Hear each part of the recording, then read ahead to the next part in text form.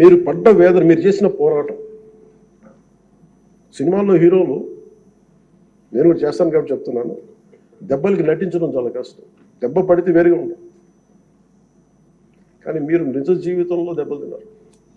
ఎంత శక్తి కావాలి, ఎంత పోరాట పటిమ కావాలి, ఎంత శౌర్యం ఉండాలి, ఎంత ధీరత్వం ఉండాలి మీకు.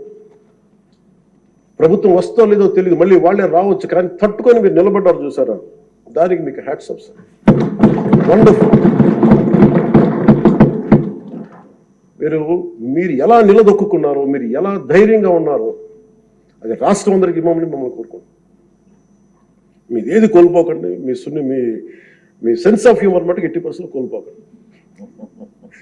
మీరు రచ్చబండలో ఒకప్పుడు చేశారు కాదనలేదు, కానీ మీ ఎంజాయ్డ్ ఇట్. కానీ మాకు భవిష్యత్తులో మళ్ళీ దాన్ని మీరు టోన్ డౌన్ చేస్తారు, ఎలా చేస్తారో తెలియదు, కానీ మీ సెన్స్ ఆఫ్ హ్యూమర్ కోల్పోకుండా సభని హుందాగా నడిపి తిరిగి విలువలు ప్రతిష్ఠించమని మనస్ఫూర్తిగా కోరుకుంటూ, మీకు మరోమారు మీకు అవకాశాన్ని ఇచ్చిన నారా చంద్రబాబు నాయుడు గారికి, సభ్యులందరికీ కూడా మనస్ఫూర్తిగా ధన్యవాదాలు తెలియజేసుకుంటూ, మీకు శుభం కలగాలి మనస్ఫూర్తిగా నేను